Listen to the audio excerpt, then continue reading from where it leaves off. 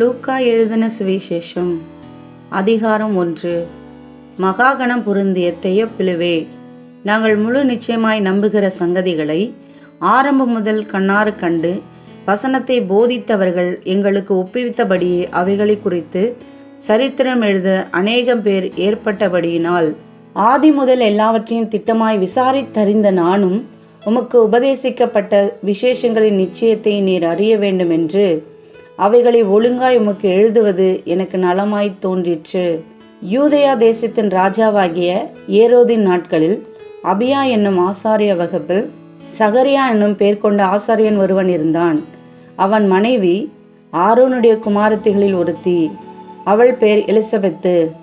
அவர்கள் இருவரும் கர்த்தரிட்ட சகல கற்பனைகளின்படியையும் நியமங்களின்படியையும் குற்றமற்றவர்களாய் நடந்து தேவனுக்கு முன்பாக நீதியுள்ளவர்களாய் இருந்தார்கள். எலிசபெத்து மலடியாய் இருந்தபடியினால் அவர்களுக்கு பிள்ளை இல்லாதிருந்தது.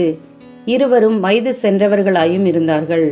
அப்படி இருக்க அவன் தன் ஆசாரிய வகுப்பின் முறைப்படி தேவ சந்நிதியிலே ஆசாரிய ஊழியம் செய்து வருகிற காலத்தில் ஆசாரிய ஊழியம் முறைமையின்படி அவன் தேவ ஆலயத்துக்குள் பிரவேசித்து தூபம் காட்டுகிறதற்கு சீட்டை பெற்றான். தூபம் காட்டுகிற வேளையில் ஜனங்கள் எல்லாரும் கூட்டமாய் வெளியே ஜெபம் பண்ணி கொண்டிருந்தார்கள். அப்பொழுது கர்த்தருடைய தூதன் ஒருவன் தூபபீடத்தின் வலது பக்கத்திலே நின்று அவனுக்கு தரிசனமானான். சகரியா அவனை கண்டு கலங்கி பயமடைந்தான். தூதன் அவனை நோக்கி, சகரியாவே, பயப்படாதே, உன் வேண்டுதல் கேட்கப்பட்டது. உன் மனைவியாகிய எலிசபெத்து உனக்கு ஒரு குமாரனை பெறுவாள். அவனுக்கு யோவான் என்று பெயரிடுவாயாக. உனக்கு சந்தோஷமும் மகிழ்ச்சியும் உண்டாகும். அவன் பிறப்பின் நிமித்தம் அநேகர் சந்தோஷப்படுவார்கள். அவன் கர்த்தருக்கு முன்பாக பெரியவனாயிருப்பான். திராட்சை ரசமும் மதுவும் குடியான். தன் தாயின் வயிற்றில் இருக்கும் போதே பரிசுத்த ஆவியினால் நிரப்பப்பட்டிருப்பான். அவன் இஸ்ரவேல் சந்ததியாரில் அநேகரை அவர்கள் தேவனாகிய கர்த்தரிடத்திற்கு திருப்புவான். பிதாக்களுடைய இருதயங்களை பிள்ளைகளிடத்திற்கும் கீழ்ப்படியாதவர்களை நீதிமான்களுடைய ஞானத்திற்கும் திருப்பி உத்தமமான ஜனத்தை கர்த்தருக்கு ஆயத்தப்படுத்தும்படியாக அவன் எலியாவின் ஆவியும் பலம் உடையவனாய் அவருக்கு முன்னே நடப்பான் என்றான். அப்பொழுது சகரியா தேவதூதனை நோக்கி, இதை நான் எதினால் அறிவேன்? நான் கிழவனாயிருக்கிறேன், என் மனைவியும் வயது சென்றவளாய் இருக்கிறாளே என்றான். தேவதூதன் அவனுக்கு பிரதித்திரமாக, நான் தேவ சன்னதியில் நிற்கிற காபிரியேல் என்பவன் உன்னுடனே பேசவும் உனக்கு இந்த நற்செய்தி அறிவிக்கும் அனுப்பப்பட்டு வந்தேன். இதோ, தகுந்த காலத்திலே நிறைவேறப் போகிற என் வார்த்தைகளை நீ விசுவாசியாதபடியினால் இவைகள் சம்பவிக்கும் நாள் மட்டும் நீ பேசக்கூடாமல் ஊமையாய் இருப்பாய் என்றான். ஜனங்கள் சகரியாவுக்கு காத்திருந்து அவன் தேவாலயத்தில் தாமதித்ததினால் ஆச்சரியப்பட்டார்கள். அவன் வெளியே வந்தபோது அவர்களிடத்தில் பேசக்கூடாமல் இருந்தான். அதனாலே தேவாலயத்தில் ஒரு தரிசனத்தை கண்டான் என்று அறிந்தார்கள். அவனும் அவர்களுக்கு சைகை காட்டி ஊமையாயிருந்தான். அவனுடைய ஊழியத்தின் நாட்கள் நிறைவேறின உடனே தன் வீட்டுக்கு போனான். அந்நாட்களுக்கு பின்பு அவன் மனைவியாகிய எலிசபெத்து கர்ப்பவதியாகி ஜனங்களுக்குள்ளே எனக்கு உண்டாயிருந்த நிந்தியை நீக்கும்படியாக கர்த்தர் இந்த நாட்களில் என்மேல் கடாட்சம் வைத்து எனக்கு இப்படி செய்து அருளினார் என்று சொல்லி 5 மாதம் வெளிப்படாதிருந்தாள்.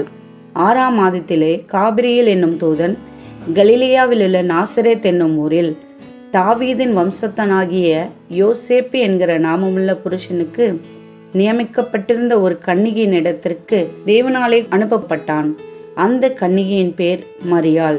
அவள் இருந்த வீட்டில் தேவதூதன் பிரவேசித்து, கிருபை பெற்றவளே வாழ்க, கர்த்தர் உன்னுடனே இருக்கிறார், ஸ்திரீகளுக்குள்ளே நீ ஆசீர்வதிக்கப்பட்டவள் என்றான். அவளோ அவனை கண்டு அவன் வார்த்தையினால் கலங்கி இந்த வாழ்த்துதல் எப்படிப்பட்டதோ என்று சிந்தித்து கொண்டிருந்தாள். தேவதூதன் அவளை நோக்கி, மரியாளே, பயப்படாதே, நீ தேவனிடத்தில் கிருபை பெற்றாய். இதோ, நீ கர்ப்பவதியாகி ஒரு குமாரனை பெறுவாய். அவருக்கு இயேசு என்று பெயரிடுவாயாக. அவர் பெரியவராயிருப்பார், உன்னதமானுடைய குமாரன் எனப்படுவார். கர்த்தராகிய தேவன் அவருடைய பிதாவாகிய தாவீதின் சிங்காசனத்தை அவருக்கு கொடுப்பார்.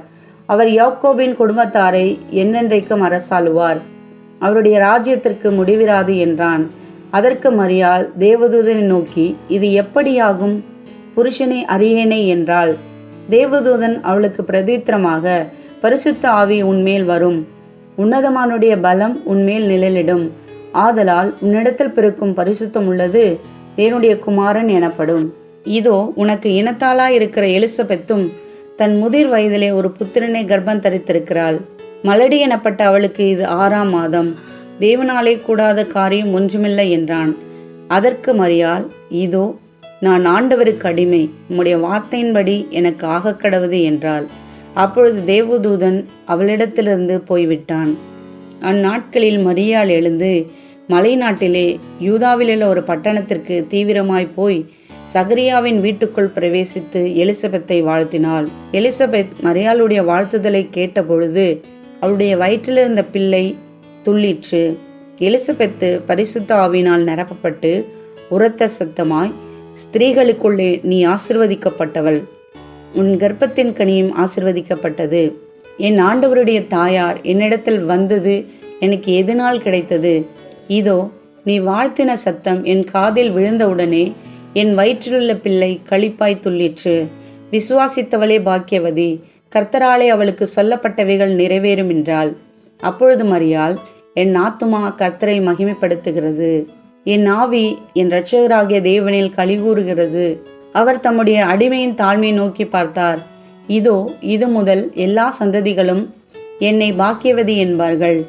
வல்லமையுடையவர் மகிமையானவைகளை எனக்கு செய்தார். அவருடைய நாமம் பரிசுத்தம் உள்ளது. அவருடைய இரக்கம் அவருக்கு பயந்தவர்களுக்கு தலைமுறை தலைமுறைக்கும் உள்ளது. தம்முடைய புயத்தினாலே பராக்கிரமம் செய்தார். இருதய சிந்தனையில் அகந்தியுள்ளவர்களை சிதறடித்தார். பலவான்களை ஆசனங்களிலிருந்து தள்ளி தாழ்மையானவர்களை உயர்த்தினார். பசியுள்ளவர்களை நன்மையினால் நிரப்பி ஐஸ்வர்யமுள்ளவர்களை வெறுமையாய் அனுப்பிவிட்டார். நம்முடைய பிதாக்களுக்கு அவர் சொன்னபடியே ஆபிரகாமுக்கும் அவன் சந்ததிக்கும் என்றென்றைக்கும் இரக்கம் செய்ய நினைத்து தம்முடைய தாசனாகிய இஸ்ரவேலை ஆதரித்தார் என்றாள். மரியாள் ஏறக்குறைய 3 மாதம் அவளுடனே இருந்து தன் வீட்டுக்கு திரும்பி போனாள். எலிசபெத்துக்கு பிரசவ காலம் நிறைவேறின போது அவள் ஒரு புத்திரனை பெற்றாள். கர்த்தர் அவளிடத்தில் தம்முடைய இரக்கத்தை விளங்க பண்ணினார் என்று அவளுடைய அயலகத்தாரும் பந்து ஜனங்களும் கேள்விப்பட்டு அவளுடனே கூட சந்தோஷப்பட்டார்கள்.